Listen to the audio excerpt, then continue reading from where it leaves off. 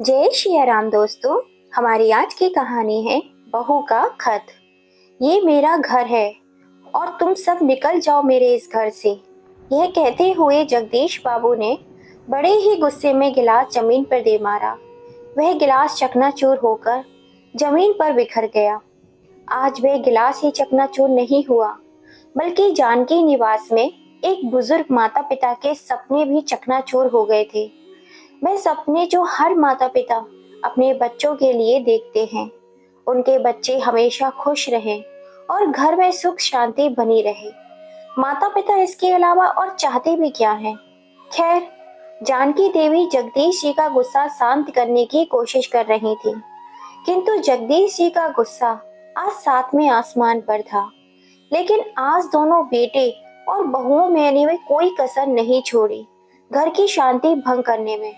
आज अगर गुस्से की बात की जाए तो जगदीश जी डाल डाल और उनके दोनों बेटे पात पात। झगड़ा का अंत यही हुआ कि दोनों बेटे और बहू अपने अपने कमरे में चले गए और जगदीश जी गुस्से से आग बबूला होकर घर के आंगन में बिछी चारपाई पर जाकर बैठ गए। अपने मोहल्ले में सबसे नामचीन घर है जगदीश बाबू का, और उस घर का नाम उन्होंने बड़े ही प्रेम से अपनी पत्नी जानकी के नाम पर रखा, जिसका नाम था जानकी विला। घर का नाम जानकी विला रख देने से क्या घर में शांति आ जाती है? आज का झगड़ा जानकी विला के नाम पर एक व्यंग था। जानकी विला के मुखिया हैं जगदीश बाबू और इस घर की सूत्रधार है जानकी देवी जी। घर में जानकी जी का बड़ा बेटा लोकेश और बहू प्रेरणा, इन दोनों की 10 वर्षीय बेटी रूही और छोटा बेटा अमित, बहू अनीता, और इन दोनों का 3 वर्ष का बेटा है कुणाल। अमित नहीं रहना मुझे इस घर में, जहाँ भाई भाई में फर्क किया जाता है, और आज तो बहुओं में भी फर्क होने लगा। प्रेरणा, जल्दी से अपना सामान बांधो, हम आज ही इसी वक्त इस घर को छोड़कर जा रहे हैं। लोकेश गुस्से से चिल्लाया। तभी प्रेरणा लोकेश के पास जाकर उसे समझाने लगी, आप जरा शांत हो जाइए, वे हमारे पिताजी हैं। अगर गुस्से में उन्होंने हमें कुछ कह भी दिया तो इसका मतलब यह नहीं कि पिताजी हमें नहीं चाहते। उनकी नज़र में आप और भैया दोनों समान हैं। तुम जो भी कहो मैं मानने वाला नहीं हूँ, और अब मैं इस घर में नहीं रहूंगा। प्रेरणा लोकेश को समझाते हुए कहती है, गलती तो हर इंसान से होती है, और झगड़ा किस घर में नहीं होता। आज इस घर में जो झगड़ा हुआ है उसकी जिम्मेदार सिर्फ और सिर्फ मैं हूँ और कोई नहीं है। मैं अपनी करनी पर बहुत दुखी हूँ। मुझे भी आज इतना बड़ा कदम नहीं उठाना चाहिए था। प्रेरणा रो पड़ी। लोकेश प्रेरणा को समझाते हुए कह रहा है, तुमने आज जो भी किया वह सही किया। अगर मैं भी तुम्हारी जगह रहता तो शायद यही करता। प्रेरणा, अब हम इस घर में नहीं रहेंगे। लोकेश अलमारी में से बैग निकाल लेता है, किंतु प्रेरणा ने लोकेश को अपनी कसम देकर उस घर में जाने से रोक दिया। लोकेश गुस्से में बैग पलंग पर पटककर घर के बाहर चला गया। तभी लोकेश की नजर आंगन में बैठे पिताजी पर गई, लेकिन लोकेश बिना कुछ बोले मेन गेट से बाहर चला गया। खटिया पर बैठे माँ बाप निरस आंखों से कभी लोकेश को तो कभी घर को देखते रह गए। रात में डिनर का समय हो गया। प्रेरणा ने सबके लिए डिनर बना दिया। किसी का खाने का मन नहीं था। अनीता गुस्से के मारे अपने कमरे से बाहर ही नहीं आई। डाइनिंग टेबल पर शांति का माहौल था। किसी ने किसी से बातचीत भी नहीं की। सब ने बेढंग से डिनर किया और सब अपने अपने कमरे में चले गए। जगदीश बाबू भी अपने कमरे की ओर जाने लगे। तभी प्रेरणा ने उन्हें रोक दिया। पिताजी, मुझे आपसे कुछ बात करनी है। हाँ बोलो, जगदीश बाबू ने तीव्र स्वर में कहा।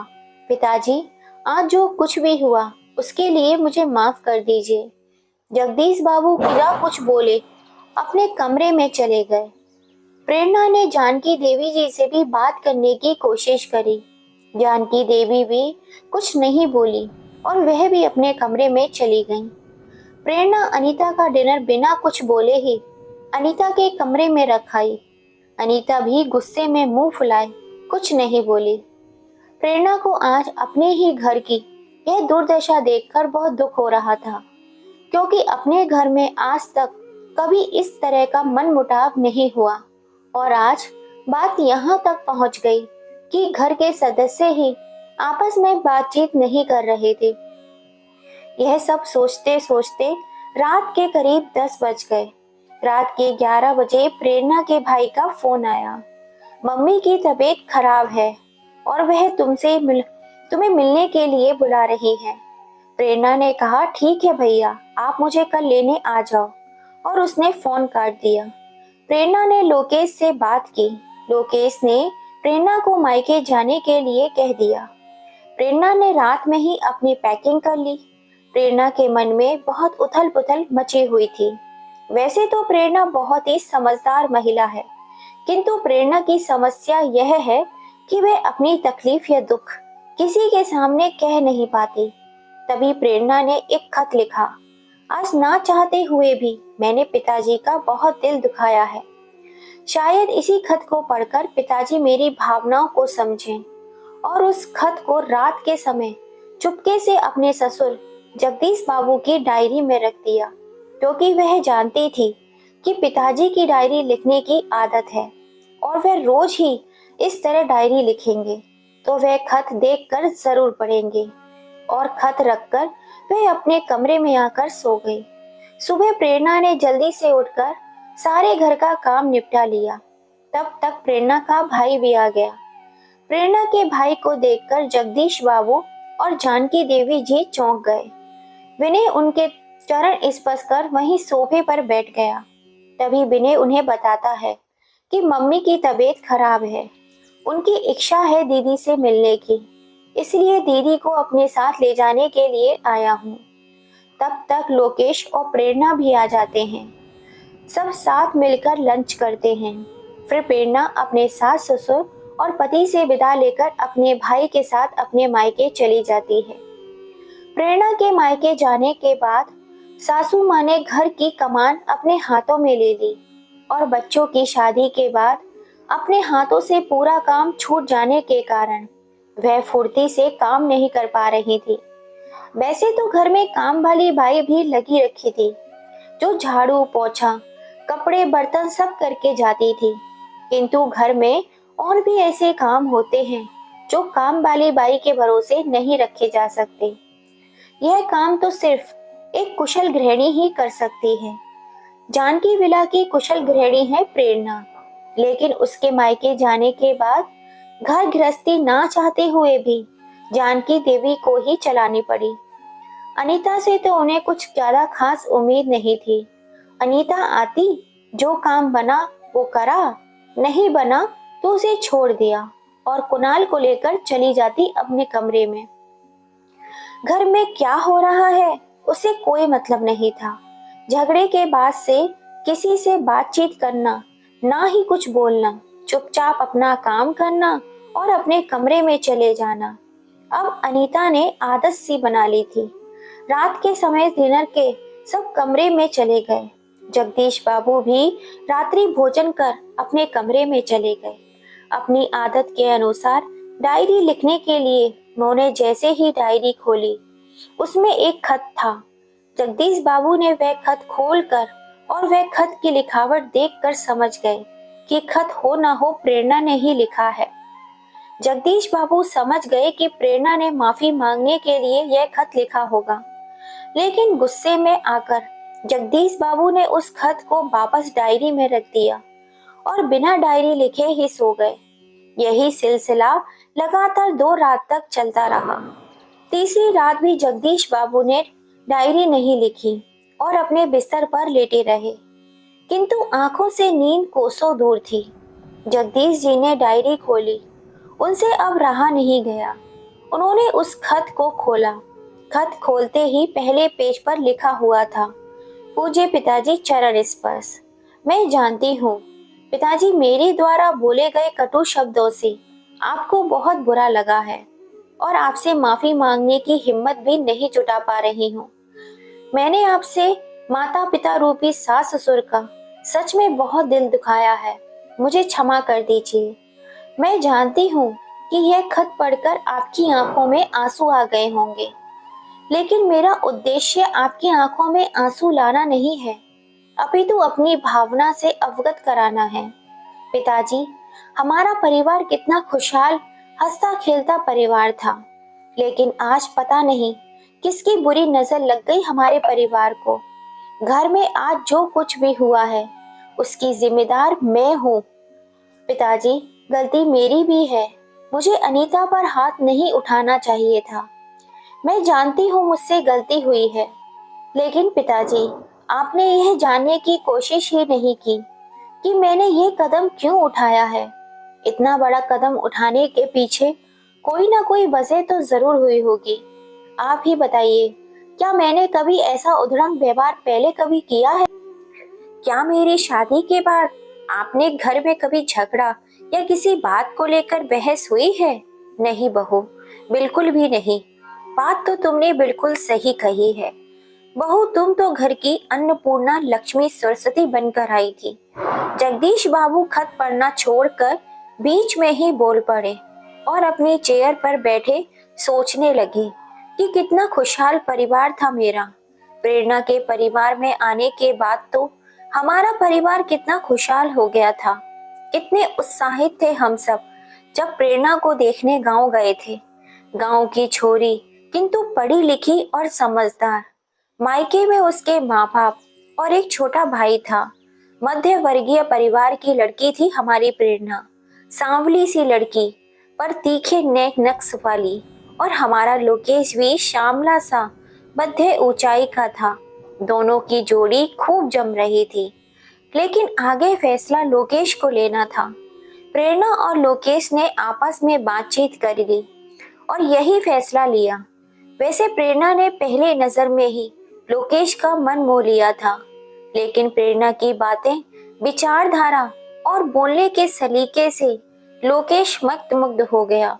लोकेश को प्रेरणा बहुत पसंद आई और प्रेरणा लोकेश को भी। फिर हमने वही दोनों का रोका कर दिया और देखते ही देखते प्रेरणा हमारी होने वाली बहू बन गई और समय पंख लगाकर उड़ चला गया। 3 महीनों का समय निकल गया। लोकेश और प्रेरणा की शादी का दिन आ गया। प्रेरणा के पिता ने भी हमारे आपभगत में कोई कसर नहीं छोड़ी। उन्होंने भरपूर मान सम्मान के साथ हमें विदा किया। प्रेरणा ने भी हमें आदर और सम्मान दिया। रोज सुबह सुबह 6 बजे हमारे कमरे में आना, बाकायदा माथे पर पल्लू रखना, हमारे लिए चाय लाना और चरण स्पर्श करना। पुरानी बातें याद आते ही पिताजी की आंखों में आंसू ढुलक आए और पिताजी अतीत से वर्तमान में आ गए। अपने आंसू पोंछकर जगदीश बाबू खत को आगे पढ़ने लगे। तभी पीछे से जानकी देवी ने कंधे पर हाथ रखा। जगदीश बाबू जी सक पका गए। तभी जानकी जी जगदीश बाबू की ओर देखते हुए बोली, आपकी आंखों में आंसू? जगदीश बाबू ने आंसुओं को पोंछते हुए कहा, नहीं, बस आंख में कचरा चला गया। और वो आंख मलने लगे। जगदीश बाबू जी आंखों से अनन्यासी अश्रुधारा बह निकली। जानकी जी जगदीश बाबू को चुप कराने लगी। फिर जगदीश बाबू ने जानकी जी से कहा, जानकी, क्या मैं वाकई में गलत हूँ? बिना झगड़े की वजह जाने मुझे बात का बतंगड़ नहीं बनाना चाहिए। यह कहते हुए जगदीश बाबू रो पड़े। जानकी देवी जगदीश बाबू को चुप कराती और कहती, जो कुछ भी हुआ उसमें गलती किसी की भी नहीं है, सिर्फ और सिर्फ हालात की है। कौन माता पिता अपने बच्चों का बुरा चाहते हैं? तभी जानकी देवी जी की नजर जगदीश बाबू के हाथ में रखे खत पर पड़ी। जानकी देवी वह खत जगदीश बाबू के हाथ से ले लेती हैं और पूछती हैं, आप क्या कर रहे हैं? और खत जगदीश बाबू के हाथ से लेकर खत पढ़ने बैठ जाती हैं। खत पढ़ते ही जानकी देवी जी की आंखें भी भर आई। जगदीश बाबू जानकी देवी को समझाते हैं, जानकी, यह सब ठीक हो जाएगा। और जानकी देवी के हाथ से खत लेकर पढ़ने लगते हैं। पिताजी, अनीता ने बहुत बड़ी गलती कर दी। उसने जो व्यवहार किया उसके लिए मैं उसे कभी माफ नहीं करूंगी। उस दिन अनीता के हाथ में दूध का गिलास था और रूही से गलती से अनीता को धक्का लग गया। तभी अनीता ने रूही पर हाथ उठा दिया। रूही रोती रही। अनीता का इतने से भी जी नहीं भरा। गुस्से में आकर उसने रूही पर तंज कसा और कहा, तू लंगड़ी के साथ साथ अंधी भी निकली। तभी पीछे से अमित भैया बोले, इस गिलास की भरपाई कौन करेगा, तेरा बाप? छोरी तो पराये घर से आई है, लेकिन भैया तो अपने घर के हैं।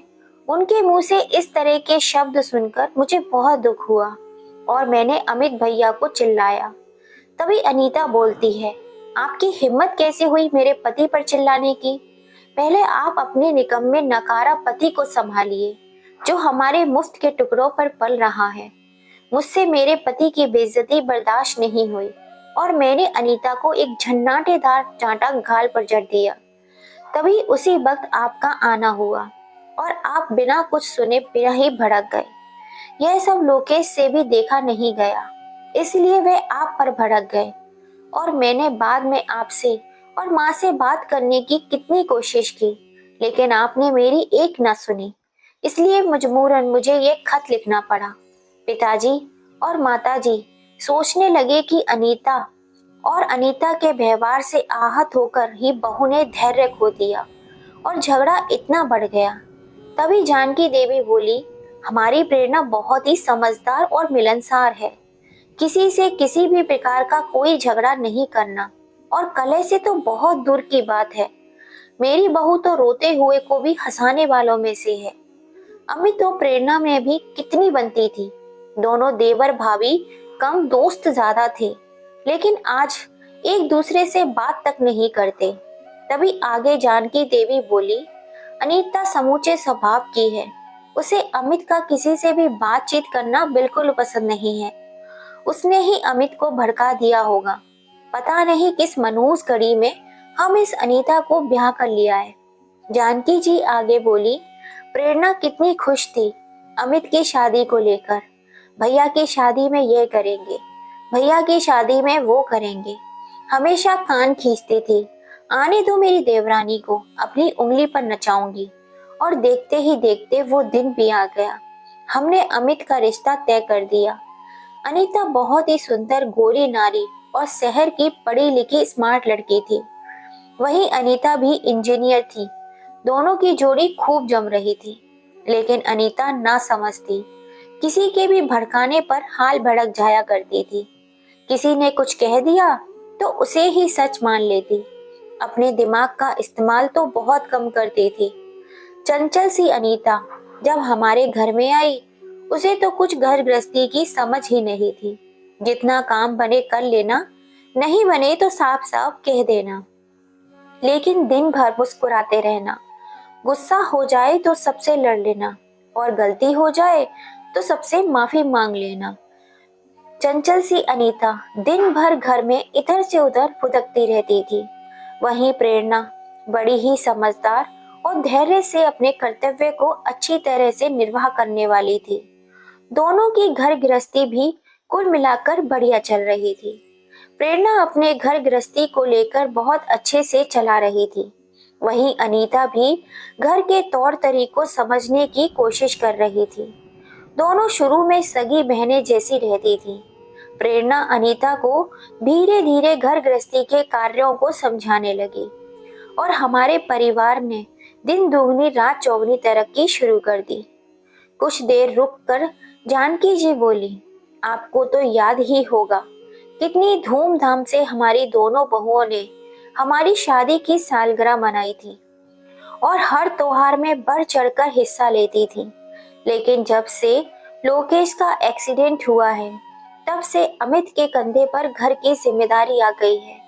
तब से दोनों में अचानक से ही आपस में बातचीत बंद हो गई। जो प्रेरणा से पूछा तो उसने कहा, कुछ नहीं माँ जी, सब कुछ ठीक हो जाएगा, और कुछ नहीं बताया। इस प्रकार जब अनीता से पूछा तो बोलती है, आपकी चहेती बहू से जाकर पूछो। मुझे तो लगता है शायद अनीता और प्रेरणा को ताने मारती होगी, इसलिए दोनों में बातचीत बंद हो गई। अब चुप भी करो जानकी, मुझे आगे खत पढ़ने दो। जगदीश बाबू झल्लाते हुए बोले, फिर आगे खत पढ़ने लगे। पिताजी, आप तो जानते ही हैं बच्चे कितने कोमल हृदय के होते हैं, और हमारी रूही का उस हादसे के बाद आत्मविश्वास कितना डगमगाया गया है। बड़ी मुश्किल से रूही को उस हादसे से बाहर निकाल पाई हूँ। सबने कभी रूही को यह एहसास नहीं दिलाया कि वह सामान्य बच्चों की तरह चल नहीं सकती, लेकिन अनीता ने तो उस दिन रूही को पैरों के साथ साथ दिल से भी अपाहिज करने वाले शब्द कह दिए। अनीता आए दिन मुझे ताने मारती है, मैं सह लेती हूँ, लेकिन आज बात मेरी बेटी और मेरे पति की है। आप दोनों तो की बात समझते हैं। पिताजी, जरा सी बात पर वह अपना आत्मविश्वास खो देते हैं। पिताजी, हमारा पूरा परिवार अच्छे से समझता है कि वह दोनों किस स्थिति से गुजर रहे हैं। हमें तो उनका हौसला बढ़ाना चाहिए, लेकिन अनीता और भैया ने तो उन दोनों का आत्मविश्वास ही हिलाकर रख दिया है। कोई अपने ही बच्चों को ऐसे ताने देता है क्या भला? अगर हम बच्चों का उत्साह नहीं बढ़ा सकते तो कम से कम उनके मन में हीन भावना के बीज तो न डालें। आप तो अच्छी तरह से जानते हैं, रूही के पैरों में लगी गहरी चोट के कारण रूही में आत्मविश्वास की कितनी कमी हो गई है, और इस घटना के बाद से रूही बहुत डरी सहमी सी रहने लगी है। परंतु पिताजी, उस दिन आपका जो व्यवहार था वह बहुत ही आश्चर्यचकित कर देने वाला था। पिताजी, आप तो हमेशा अच्छे से सोच विचार कर ही फैसला करते हैं, तो फिर उस समय आपने बिना बात के सच्चाई जाने सारा दोष रोपण मुझे ही क्यों दे दिया?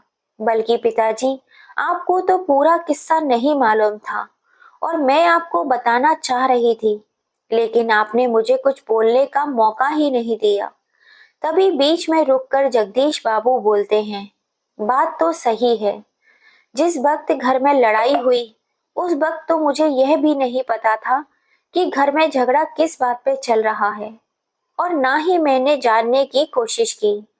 तभी जानकी देवी कहती हैं, अगर आपको झगड़े की वजह नहीं मालूम तो आपने बीच में दखल क्यों दिया? मैं भी उस वक्त घर में नहीं थी, मैं मंदिर गई थी। जब घर आई तो देखा आप गुस्से में थे और मैं आपको गुस्से को शांत कराने की कोशिश कर रही थी। तभी जगदीश बाबू बोलते हैं, जानकी, मुझे गुस्सा इस बात का आया कि प्रेरणा ने अनीता पर हाथ उठाया, और हमारे घर में किसी भी प्रकार की हिंसा हो यह मैं मुझसे बिल्कुल बर्दाश्त नहीं कर सकता। इसीलिए मैंने प्रेरणा को चिल्लाया, लेकिन लोकेश बीच में आकर मुझे ही कहने लगा कि आप अमित और मुझ में फर्क करते हैं, जबकि ऐसा कुछ नहीं है जानकी। मेरे लिए तो मेरे दोनों ही बच्चे एक समान हैं। तभी प्रेरणा बीच में बोल पड़ी, पिताजी, लोकेश जी बिल्कुल सही कह रहे हैं। अगर आप हम में फर्क नहीं करते तो आज आप मेरी जगह अनीता को चिल्लाते। और यही बात मुझे तीर की तरह चुभ गई कि मुझे प्रेरणा से इस तरह का अनादर की उम्मीद कभी नहीं थी। इसलिए मैंने इन चारों को कहा कि निकल जाओ मेरे इस घर से। अब तुम ही बताओ जानकी, क्या हमारे हाथ की पांचों उंगलियां बराबर होती हैं? नहीं ना। लेकिन क्या हम अपनी किसी एक उंगली को ज्यादा चाहते हैं? नहीं ना, बिल्कुल नहीं। जानकी देवी उदास स्वर में बोलती हैं, हमारे लिए हमारी जिंदगी में पांचों उंगलियों का उतना ही महत्व होता है जितना एक उंगली का। तो फिर बताओ जानकी, फिर कहाँ गलत हूं मैं? जगदीश बाबू ने कहा, हम हमारी संतानों में फर्क कैसे कर सकते हैं? मैं भी मेरे बच्चों को और बहुओं को बहुत चाहता हूँ, और उनके बिना मैं भी नहीं रह सकता। लेकिन मैं बूढ़ा बुजुर्ग पिता हूँ, मैं क्या करूँ? तुम ही बताओ जानकी। मेरे लिए तो यह सब बराबर हैं। मैं अपने सब बच्चों में पश्चाताप क्यों करूं? जिस तरह सभी उंगलियां साथ रहकर शक्तिशाली होती हैं और हौसला बुलंद करती हैं, उसी तरह मेरे बच्चे भी जब साथ रहते हैं तो मुझे भी हौसला मिलता है। लेकिन जब मेरे बच्चे घर में कलह करते हैं तो मेरा दिल भी रोता है। मैं तो इन सब को साथ रखना चाहता हूँ, लेकिन अब दोनों ही साथ नहीं रहना चाहते। जानकी देवी जगदीश बाबू को शांत करते हुए कहती हैं, कोई भी माँ बाप यह नहीं चाहते कि उसके परिवार का बंटवारा हो। प्रेरणा को भी मैं बहुत अच्छे से जानती हूँ।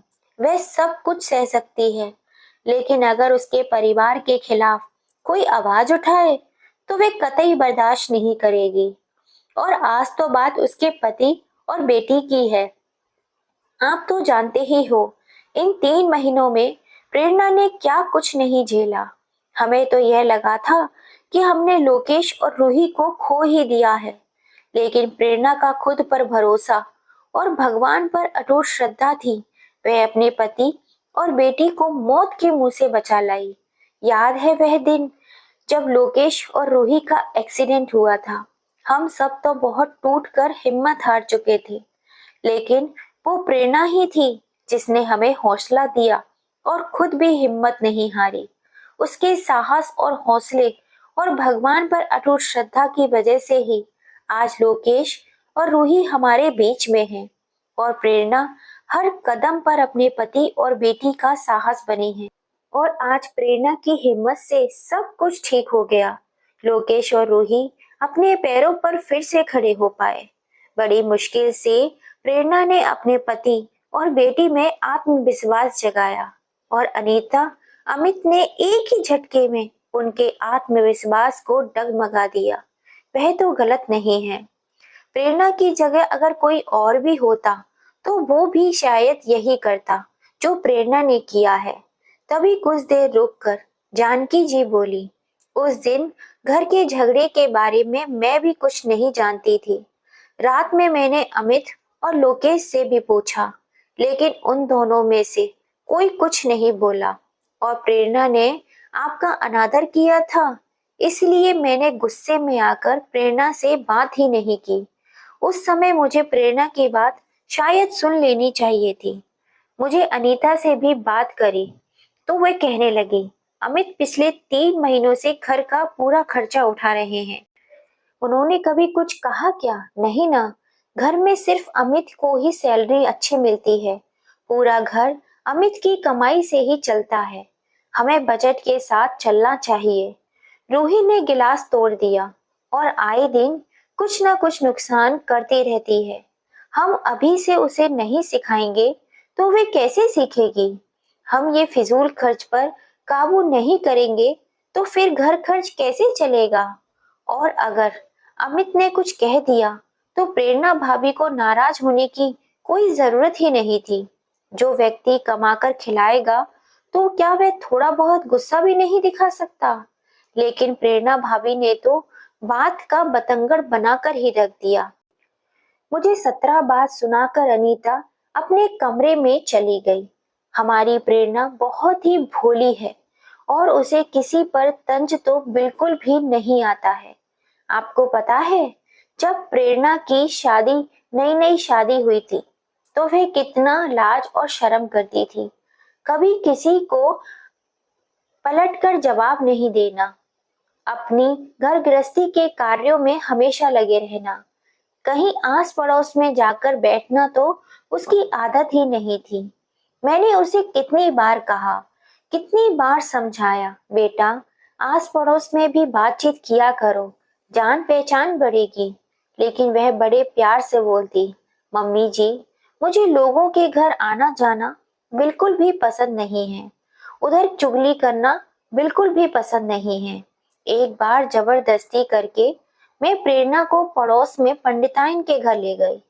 उस समय प्रेरणा और पंडिताइन की बहू दोनों की नई नई शादी हुई थी, लेकिन पंडिताइन की बहू ने तो प्रेरणा के सामने अपने घर की बुराई का पिटारा खोल दिया।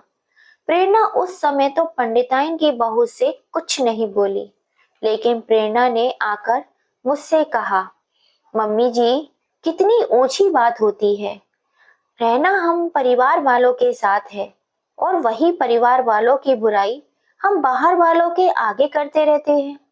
तभी जगदीश बाबू बोले, मैं जानता हूँ प्रेरणा बहू को, वे बहुत ही अच्छी है, लेकिन कमी तो हमारी बहू अनीता में भी नहीं है। बस वह अक्ल में थोड़ी सी नासमझ है, किसी के भी बहकावे में आकर कुछ भी बोल देती है। लेकिन अनीता दिल की बुरी नहीं है। यह कहते हुए दोनों हंसने लगे। तभी जानकी जी बोली, आपकी बहू अनीता इतनी भी अच्छी नहीं है जितना आप सोच रहे हो। मैं एक बार अनीता बहू को भी पंडिताइन के घर लेकर गई थी। तभी अनीता के सामने भी पंडिताइन की बहू की वही खटर पटर शुरू हो गई। लेकिन आपकी बहू अनीता तो अनीता है, वो बोली पंडिताइन की बहू से, जब तुम्हारे घर वाले तुम्हारे साथ अच्छे से नहीं रहते तो तुम अलग क्यों नहीं हो जाती हो। दूसरे ही दिन अनीता की बातों में आकर पंडिताइन की बहू अपने सास ससुर से अलग हो गई। पंडिताइन ठहरी उल्टी खोपड़ी की, सारी तोहमत हमारे ऊपर लगा दी और बोली, तुम्हारी बहू अनीता ने ही यह आग हमारे घर में लगाई है। उसे ये उल्टा सीधा पाठ तुम्हारी बहू ने ही पढ़ाया है।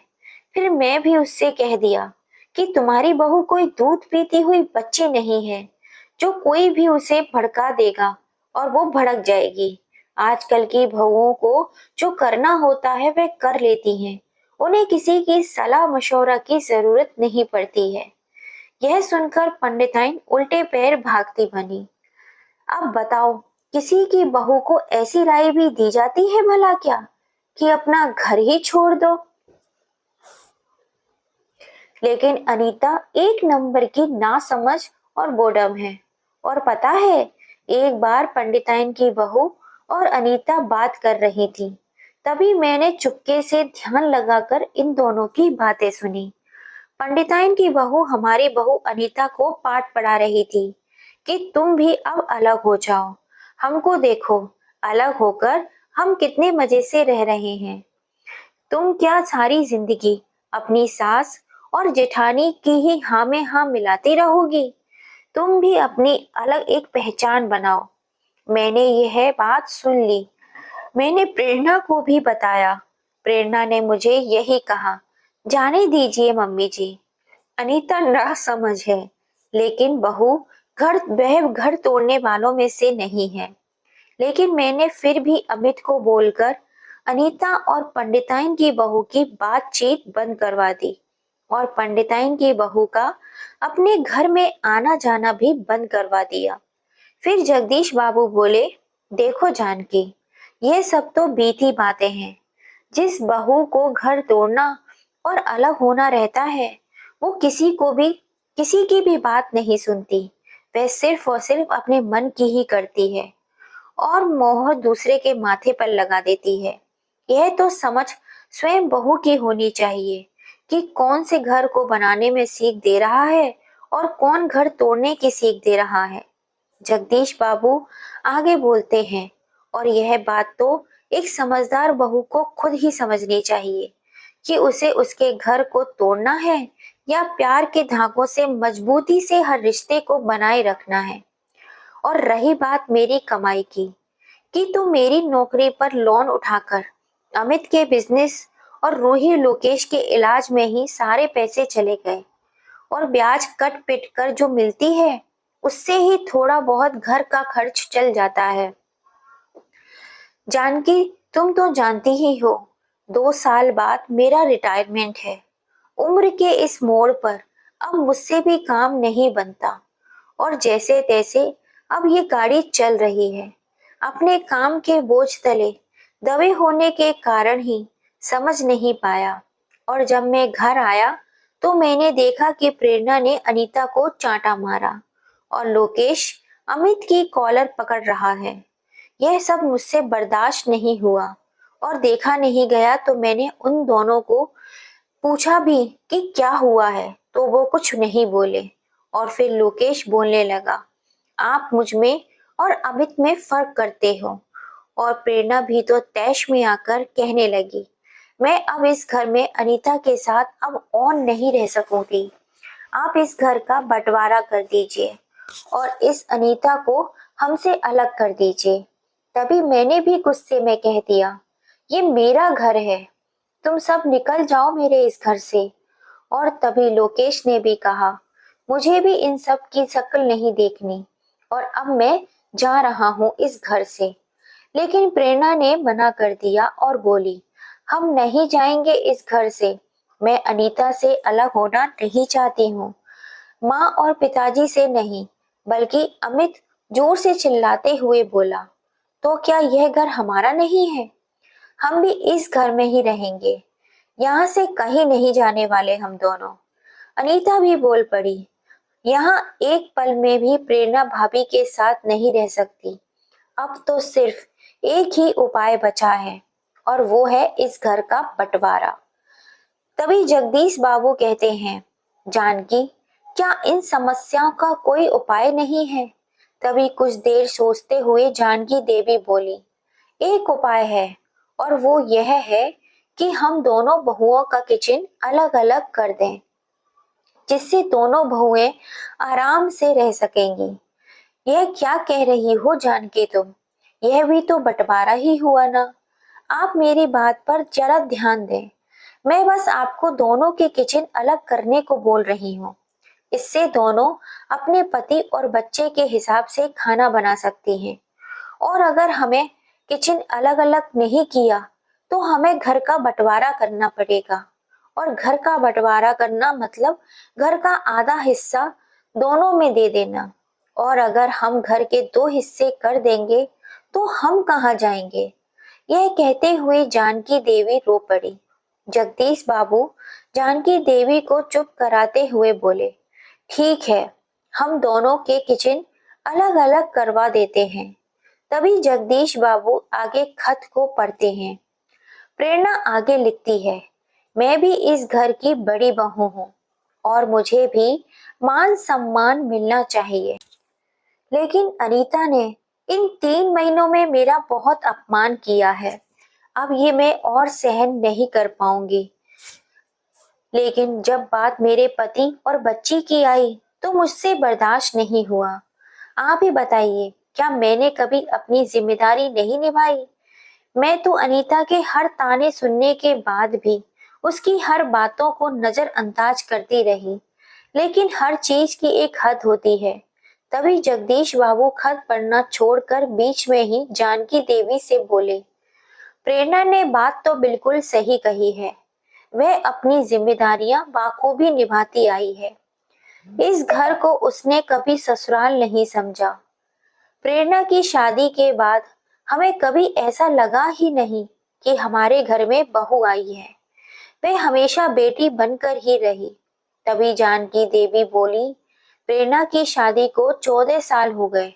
कभी 2-4 काम ज्यादा भी बोल दो तो वो आराम से कर लेती है, कुछ नहीं बोलती।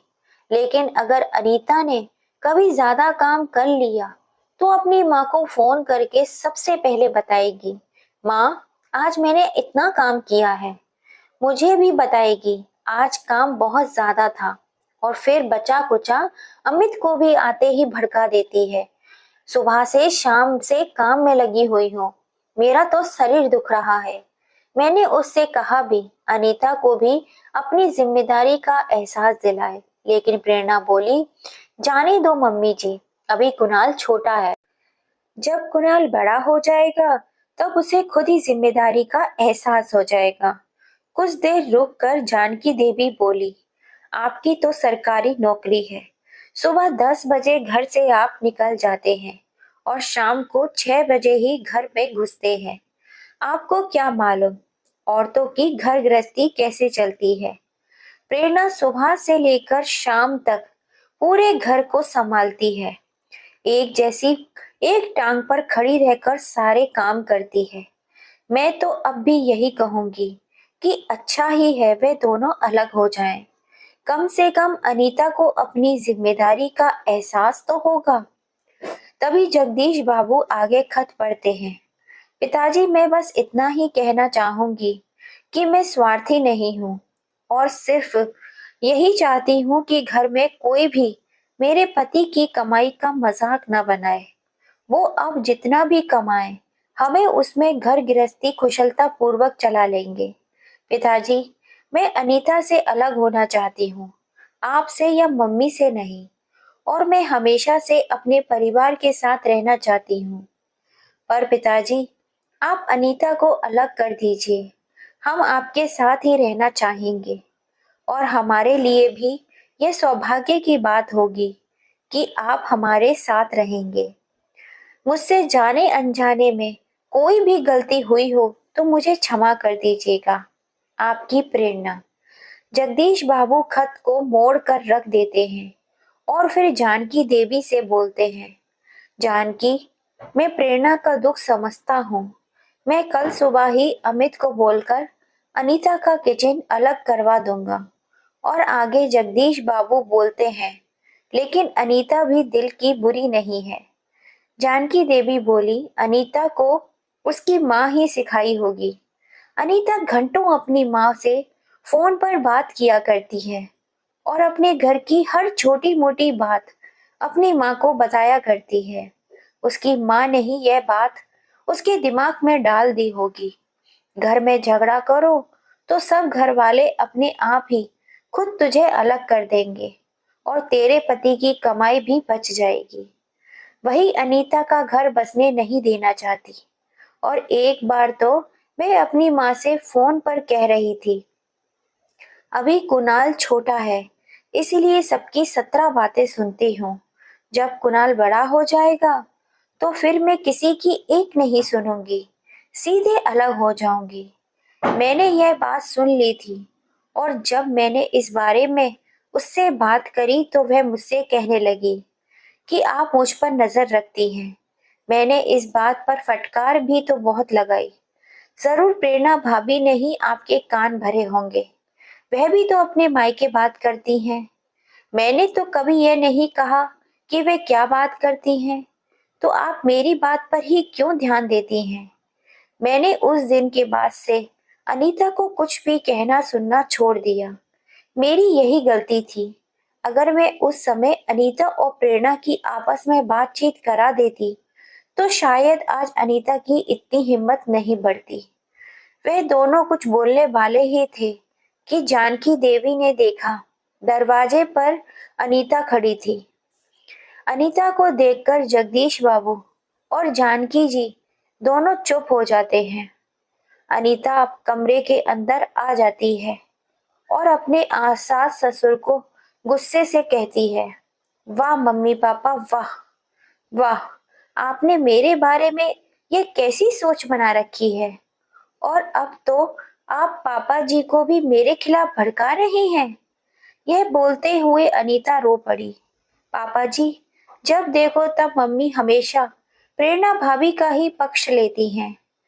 तभी तक जानकी देवी बोली, अनीता, तुम चुप चुप कर हमारी बातें सुन रही थी क्या? यह हम पर नजर रख रही थी? वाह मम्मी वाह, एक तो चोरी, ऊपर से सीना चोरी।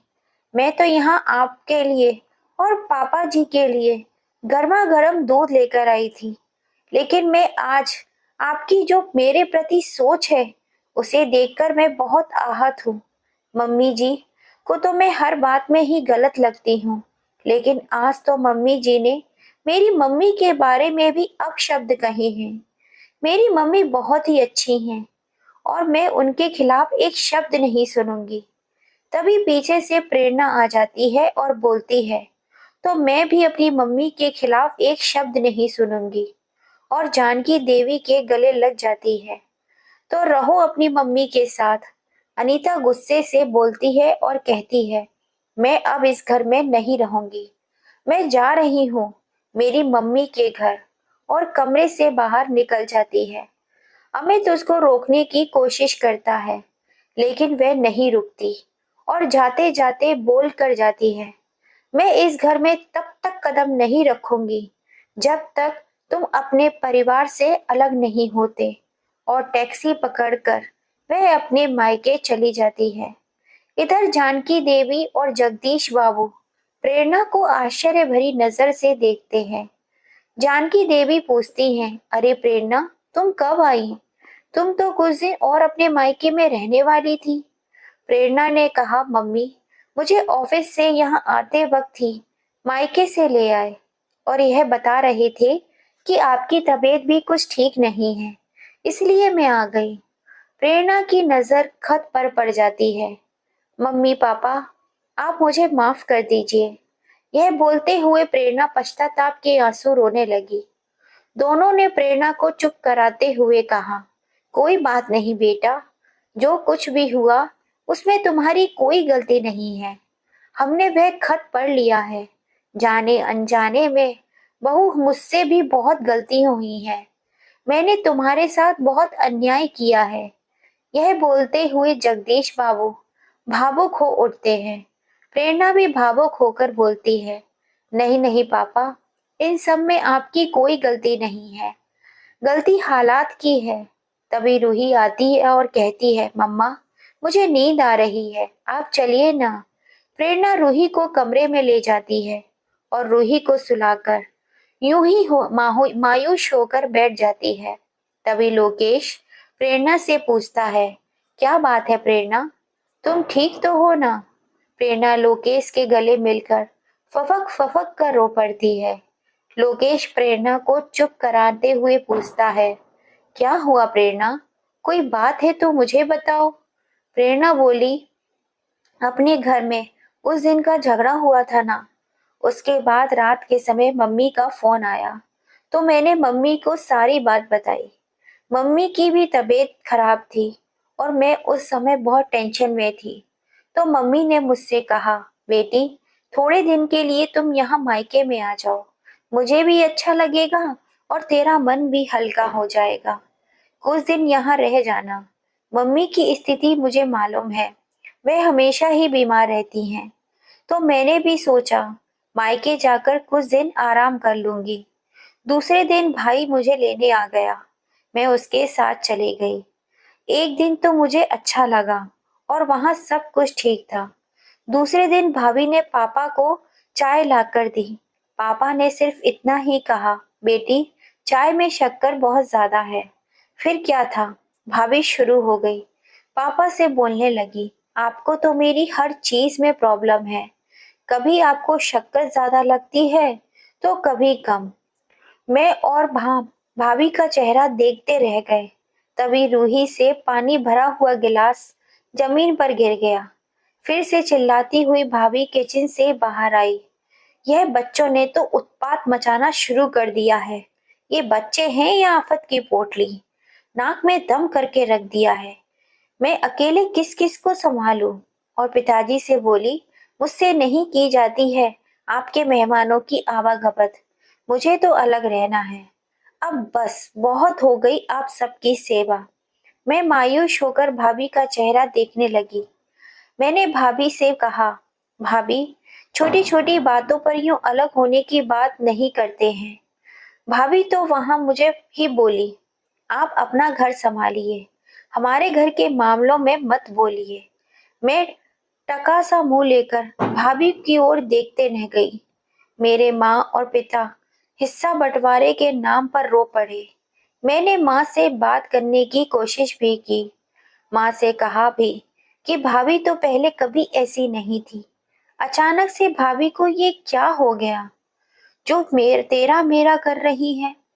भाभी तो निस्वार्थ भाव से आप दोनों की सेवा किया करती थी। फिर ऐसा क्या हो गया जो रातों रात भाभी की सोच बदल गई। मम्मी ने कहा, देखो बेटा, यह कलयुग है, यह सब कुछ हो सकता है। अब बेटा तू अपने ऊपर ही ले ले। बेटा प्रेरणा, तू अपने अपने सास ससुर की कितनी निस्वार्थ भाव से सेवा करती थी, लेकिन तेरी देवरानी के आने के बाद तेरे मन में भी ये ख्याल आने लगा कि सब तुम ही क्यों करो, उसका भी तो परिवार है, वह भी सबकी सेवा करे। बेटा यह बता, जब तेरे बच्चे की डिलीवरी हुई तो तेरी सास ने तुझे कोई तकलीफ दी? नहीं माँ, बिल्कुल भी नहीं। मम्मी ने तो मुझे बहुत प्यार दिया और बहुत खुश रखा, बिल्कुल आपकी तरह। तो बेटा अब यह सोच ले, अगर तेरी देवरानी का बच्चा छोटा है और अगर तुमने दो चार काम ज्यादा कर भी दिए तो क्या पहाड़ टूट पड़ेगा? क्या तेरा शरीर घिस जाएगा? नहीं ना। तो फिर बेटा अपनी देवरानी से ईर्ष्या क्यों करती है? जब से तेरे देवर की शादी हुई है तुझे देवरानी का टेंशन हो गया है। उसकी शादी को अभी 5 साल ही हुए हैं। उसका बच्चा छोटा है। और बेटा तू तो अपने ससुराल वालों के पल पल की खबर हर बात अपने मायके में बताती है, तो कभी अपनी भाभी को बताती है। बेटा, आज वही भाभी तुझे बोलने से नहीं चूकी। बेटी, परेशान हर इंसान की जिंदगी में आती है, लेकिन इंसान को उसका हल समझदारी से निकालना चाहिए। अपनी माँ से यह बात सुनकर मुझे अपनी गलती का एहसास हो गया। मैंने पिताजी से बंटवारे की बात करी और हम सब ने उनके दिल को कितनी ठेस पहुंचाई है। तब मुझे लगा कि मैंने कितना बड़ा पाप किया है और मुझसे कितनी बड़ी गलती हो गई है। मुझे अपनी गलती का पश्चाताप हो गया। इसलिए मैंने सुबह सुबह ही आपको फोन करके अपने घर पर बुला लिया और यहाँ आकर मम्मी पापा से माफी मांगकर अपनी गलती का पश्चाताप किया। प्रेरणा का परिवार फिर से खुशहाल हो गया। जगदीश बाबू ने प्रेरणा को माफ कर दिया। अनीता के लिए अलग किचन बनवा दिया गया। अनीता को मायके गए हुए 8 से 10 दिन बीत चुके थे। अमित ने अनीता से फोन पर बात करने की कोशिश की, लेकिन अनीता ही उससे बात नहीं करना चाहती थी।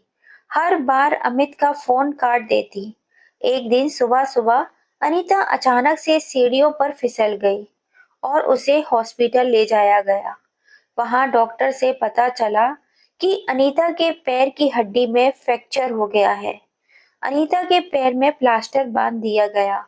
1 महीने बाद ही तुम ठीक से चल पाओगी, डॉक्टर ने कहा। 1 महीने तक तुम सिर्फ आराम करोगी। अनीता की माँ ने 8 से 10 दिन तो अनीता की खूब सेवा करी, लेकिन अनीता की अकड़ अभी भी कम नहीं हुई। आए दिन माँ को परेशान करना। माँ, तुमने यह ऐसा नहीं बनाया, वो वैसा।